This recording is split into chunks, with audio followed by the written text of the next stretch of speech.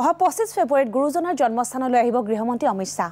অমিত শাহৰ আগমনক লৈ আগ্ৰহী হৈ আছে ভকত বৈষ্ণৱ।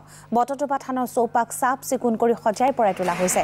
অসমীয়া জাতিৰ জনক জগতগুৰু শ্ৰীমন্ত শংকৰদেৱৰ জন্মভূমি শ্ৰী শ্ৰী বটদ্ৰৱা থান সত্ৰক ধৰ্মীয় আৰু আধ্যাত্মিক গৱেষণাৰ ক্ষেত্ৰ হিচাপে গঢ়াৰ সংকল্প চৰকাৰৰ।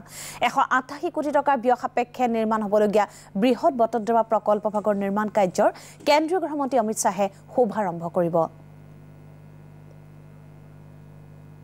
অহা 25 তাৰিখে ভাৰতবৰ্ষৰ গৃহমন্ত্ৰী আমাৰ অতি শ্ৰদ্ধাৰ আমাৰ অতি আদৰৰ মাননীয় অমিত শাহ ডাঙৰীয়া ইয়ালৈ আহিব আৰু তেওঁ প্ৰথমতে আহি গুৰুজনাৰ এই পবিত্ৰ জন্মভূমি শ্ৰী শ্ৰী বটদ্ৰৱা থানত সেৱা ল'ব আৰু ভকত বৈষ্ণৱৰ লগত তেওঁ কথা পাতিব আৰু ইয়াৰ পিছতেই তেওঁ অসম চৰকাৰে যি 180 কোটিৰ ওপৰ টকা অনুদান আগবঢ়াইছে আমাৰ গুৰুজনাৰ সৃষ্টি কৃষ্টি সকলো বিশ্ব দৰবাৰত প্ৰতিষ্ঠা কৰিবৰ কাৰণে এক সাংস্কৃতিক প্ৰকল্প এই প্ৰকল্পৰ তেখেতে আধাৰশিলা স্থাপন কৰিব। গতিকে আমাৰ কাৰণে ই গৌৰৱৰ বিষয়।